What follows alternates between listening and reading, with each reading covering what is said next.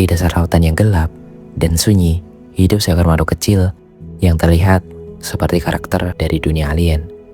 Tubuhnya penuh warna mencolok, matanya bergerak ke segala arah, dan cara berburunya benar-benar tidak masuk akal. Karena hewan ini mampu memukul mangsanya dengan kecepatan luar biasa. Begitu cepat, hingga air di sekitarnya mendidih sesaat, dan begitu kuat hingga bisa menghancurkan cangkang keras hanya dengan satu serangan. Ini adalah udang mantis. Dalam dunia ilmiah, mereka dikenal sebagai stomatopoda. Dan meskipun disebut udang, sebenarnya mereka bukan udang biasa. Mereka adalah salah satu predator paling ekstrim yang pernah diciptakan oleh alam. Makhluk kecil dengan kemampuan yang bahkan membuat ilmuwan kebingungan. Karena semakin dipelajari, semakin terasa bahwa hewan ini seolah tidak berasal dari bumi. Sebagian besar hewan laut mengandalkan ukuran tubuh untuk bertahan hidup. Hiu menjadi menakutkan karena ukurannya besar. Gurita mengandalkan kecerdasan. Ikan buntal menggunakan racun. Tapi udang mantis berbeda. Tubuhnya kecil. Sebagian bahkan hanya sebesar telapak tangan manusia. Namun mereka memiliki sesuatu yang jauh lebih berbahaya daripada ukuran tubuhnya. Sebuah senjata biologis yang bekerja seperti peluru hidup. Dan semuanya dimulai dari kedua lengan kecil di bagian depan tubuhnya. Sekilas, lengan itu terlihat biasa, tapi di balik bentuk kecilnya terdapat mekanisme yang sangat kompleks.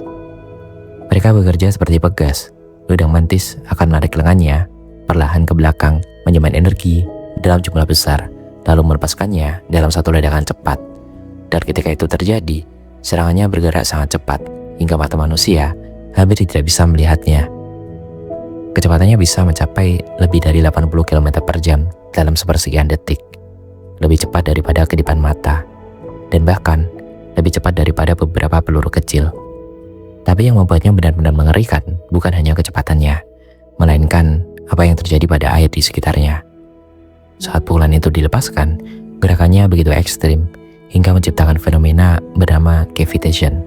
Tekanan air turun secara tiba-tiba, dan dalam sepersekian detik muncul gelembung kecil berisi uap panas. Sekilas terdengar biasa, tapi gelembung itu kemudian runtuh dengan ledakan kecil yang menghasilkan suhu sangat tinggi, hampir mendekati suhu permukaan matahari. Artinya, mangsa udang mantis sebenarnya terkena dua serangan sekaligus. Pukulan pertama dari lengan, dan ledakan kedua dari gelembung air yang pecah sesaat setelahnya. Ini seperti dipukul, lalu langsung terkena ledakan mikro di bawah laut. Dan semua itu dilakukan oleh hewan kecil yang panjang tubuhnya bahkan tidak sampai 1 meter.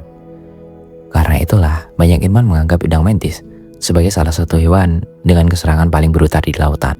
Mereka mau menghancurkan cangkang kepiting, memecahkan kerang keras, bahkan dalam beberapa kasus memecahkan kaca akuarium. Dan ya, itu benar-benar pernah terjadi. Beberapa akuaris yang mencoba memelihara udang mantis terkejut ketika kaca tank mereka retak. Bukan karena jatuh, bukan karena tekanan air, tapi karena dipukul oleh hewan kecil ini. Dan semakin lama ilmuwan mempelajari mereka, semakin muncul pertanyaan yang lebih aneh. Karena hewan sekecil ini memiliki kemampuan sekompleks itu, karena hampir setiap tubuh mereka terasa seperti hasil evolusi yang terlalu ekstrim untuk seekor hewan laut kecil. Dan ternyata keanehan mereka belum berhenti di situ. Karena bukan cuma pukulannya yang aneh, matanya juga. Jika manusia melihat dunia dengan 3 reseptor warna, udang mantis memiliki jauh lebih banyak. Beberapa spesies memiliki hingga 16 jenis reseptor warna berbeda. Sebagai perbandingan, manusia hanya punya 3, artinya cara mereka melihat dunia mungkin benar-benar berbeda dari kita. Mereka bisa melihat spektrum cahaya yang bahkan tidak bisa dibayangkan manusia, ultraviolet, polarisasi cahaya, dan berbagai detail visual lain yang tidak terlihat oleh mata kita. Bayangkan hidup di dunia dengan warna yang bahkan manusia tidak punya nama untuk menyebutnya.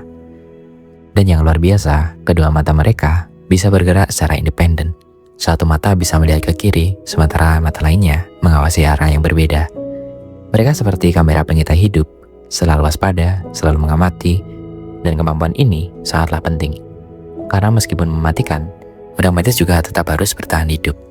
Mereka hidup di dasar laut, di antara batu karang, pasir, dan celah sempit. Dan di tempat seperti itulah mereka mulai menggali. Udang mantis membuat liang di dasar laut, bukan sekedar untuk bersembunyi, tapi juga sebagai benteng pertahanan dan tempat berburu. Mereka memindahkan pasir sedikit demi sedikit, membuat lorong sempit yang cukup untuk tubuh mereka masuk. Bagi udang mantis, liang ini sangat penting, karena di dunia laut yang penuh predator, tempat berlindung bisa menjadi perbedaan antara hidup dan mati. Liang itu menjadi rumah, tempat beristirahat, bahkan tempat menjaga telur mereka. Dan menariknya, mereka sangat menjaga liang tersebut. Mereka membersihkan bagian dalamnya, memperbaiki jika rusak, dan mempertahankannya dari penyusup lain. Sebagian besar waktu mereka dihabiskan di sana, diam, menunggu, mengawasi. Mereka bukan pemburu yang terus berenang mencari makanan. Mereka lebih mirip penyergap, dan dari dalam liang itulah mereka mengintai mangsa. Seringkali mangsanya bahkan tidak sadar sedang diburu. Seekor kepiting kecil berjalan perlahan di dekat liang. Lalu dalam satu gerakan singkat, semuanya selesai. Inilah alasan kenapa banyak ilmuwan menyebut udang mantis sebagai predator sempurna, karena hampir seluruh tubuh mereka dirancang untuk berburu. Namun menariknya, tidak semua udang mantis berburu dengan cara yang sama. Karena hingga saat ini, ilmuwan telah menemukan lebih dari 450 spesies udang mantis yang berbeda, dan masing-masing memiliki bentuk, warna, serta cara berburu yang unik. Beberapa hidup di perairan dangkal yang penuh cahaya, sementara yang lainnya hidup jauh lebih dalam di tempat gelap yang sulit dijangkau manusia. Ada yang berukuran kecil, hanya beberapa sentimeter, namun ada juga yang tumbuh lebih besar dan terlihat jauh lebih agresif. Sebagian spesies memiliki warna yang sangat mencolok, hijau terang, biru elektrik, merah menyala, bahkan ungu metalik. Warna-warna ini membuat mereka terlihat seperti makhluk dari planet lain. Dan menariknya, warna tersebut bukan hanya untuk terlihat indah. Pada beberapa spesies, warna tubuh digunakan untuk mengenali pasangan, menandai wilayah, atau memberi sinyal ancaman kepada hewan lain. Namun, perbedaan besar di antara mereka terletak pada cara berburu. Beberapa jenis spesies dikenal sebagai smashers. Mereka menggunakan pukulan super kuat untuk menghancurkan mangsa bercangkang keras seperti kepiting dan kerang. Inilah jenis udang mantis yang paling terkenal, karena kekuatan pukulannya yang luar biasa. Tetapi ada juga kelompok lain yang disebut spearers. Mereka berburu dengan cara yang sangat berbeda. Alih-alih menghancurkan, mereka menusuk.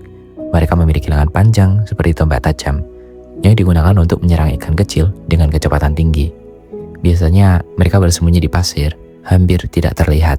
Lalu ketika mangsa lewat, serangan itu terjadi dalam sepersekian detik.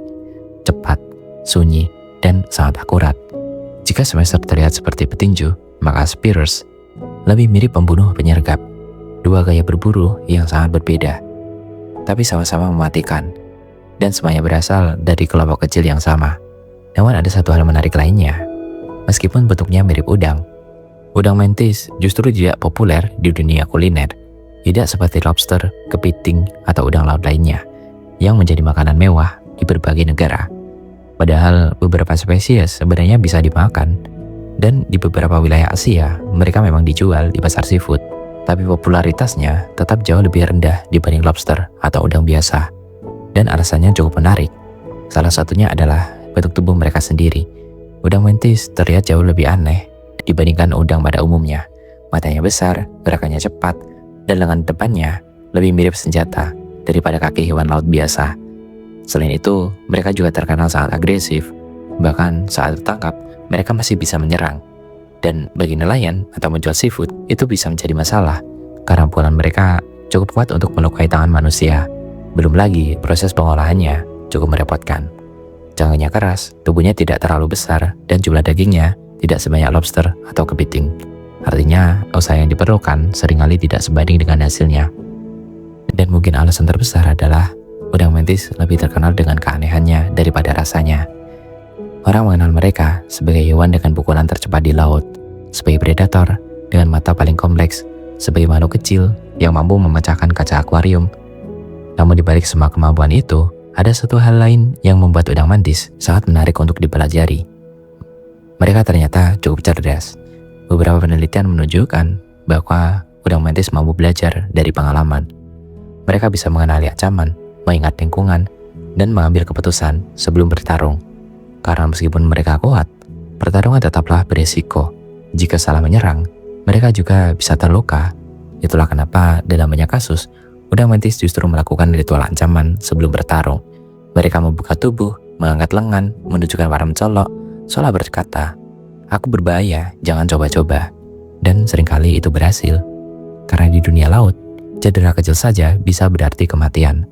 Namun kehidupan udang mantis tidak hanya tentang kekerasan. Ada sisi lain yang jauh lebih menarik. Saat musim kawin tiba, beberapa pasangan udang mantis diketahui hidup bersama cukup lama. Mereka berbagi liang yang sama, melindungi telur bersama, dan menjaga wilayah mereka sebagai pasangan. Sesuatu yang jarang di dunia hewan laut kecil. Induk betina bahkan akan membawa telurnya dengan hati-hati, membersihkannya terus-menerus agar tetap aman dari jamur dan kotoran. Dan ketika telur itu menetas, larva kecil mereka akan hanyut mengikuti arus laut. Sebagian besar tidak akan bertahan hidup, karena laut adalah tempat yang kejam. Namun beberapa yang selamat akan tumbuh menjadi predator kecil yang luar biasa. Dan siklus itu terulang selama jutaan tahun. Itulah yang membuat udang mantis begitu menarik. Mereka bukan hewan terbesar, bukan pula yang paling terkenal, tapi bagian tubuh mereka terasa seperti hasil evolusi ekstrim. Pukulannya super cepat, matanya kompleks, strategi berburu brutal, semua dimiliki oleh makhluk kecil ini yang hidup diam-diam di dasar laut. Dan mungkin itu adalah hal paling aneh tentang alam. Alam tidak selalu menciptakan kekuatan dalam bentuk raksasa. Terkadang makhluk yang luar biasa justru disembunyikan dalam tubuh kecil yang hampir tidak diperhatikan oleh siapapun. Dan mungkin itulah kenapa lautan masih terasa misterius sampai hari ini. Karena di bawah permukaannya masih ada kehidupan yang lebih aneh, lebih kompleks, dan lebih luar biasa daripada apa yang pernah kita bayangkan. Terima kasih sudah mengikuti perjalanan ini sampai akhir. Karena di luar sana masih ada ribuan makhluk aneh lainnya yang belum banyak diketahui manusia. Dan setiap dari mereka menyimpan cerita yang jauh luar biasa daripada yang kita bayangkan. Jika kamu menikmati konten seperti ini, dukungan sederhana seperti like dan subscribe akan sangat membantu channel ini untuk terus berkembang. Saya admin Animal ID, sampai jumpa di episode berikutnya. Salam Lestari.